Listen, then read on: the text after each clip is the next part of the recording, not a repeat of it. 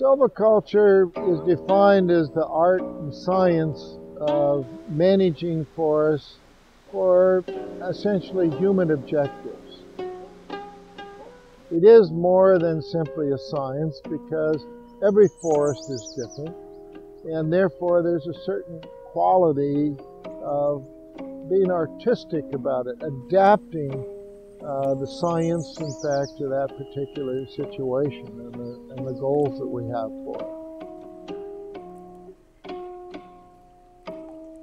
Silviculture is about stewardship of the forest.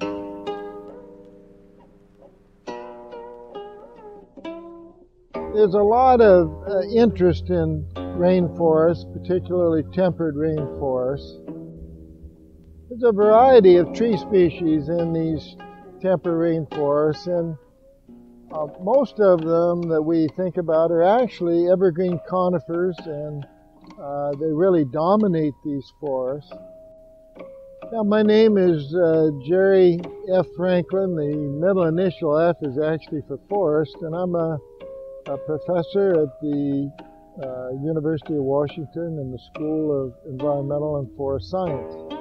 Old-growth forests actually carry out a whole broad array of ecological functions that are really important to humans.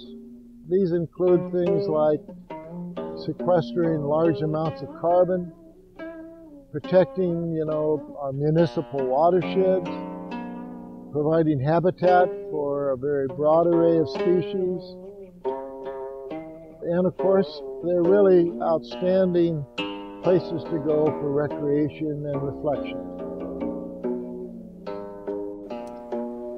The natural hydrologic regime, really what we're talking about there is the way in which the living world, the forest, for example, and the organisms in it interact with the hydrologic cycle, interact with rain, interact with snow, help, in fact, regulate the flow of water through our systems. And we aren't just interested as human beings in having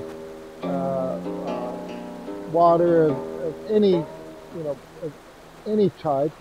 We really want a well-regulated, high-quality flow of water. And our forests really help provide that kind of well-regulated, high-quality water that we need.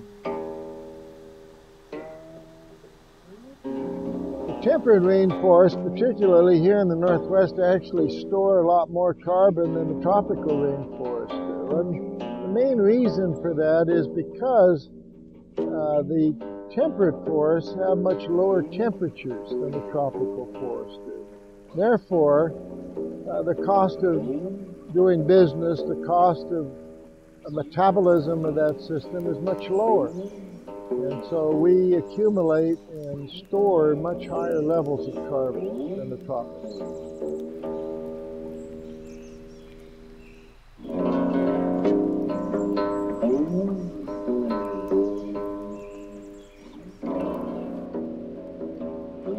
Natural disturbances and clear cutting are very, very different kinds of disturbances to the forest. And the most significant difference is that clear cutting is designed to leave nothing behind, whereas natural disturbances almost always leave very extensive legacies, living and dead, of the forest that existed before the disturbance.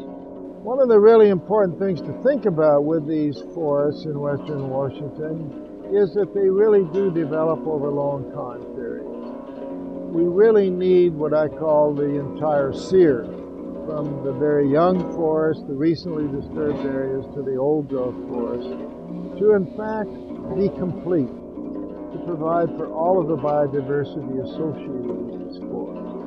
And so that's going to be a real challenge for us on the federal land. We need to be thinking about not just the old growth forest, but the entire developmental sequence, which often takes many centuries.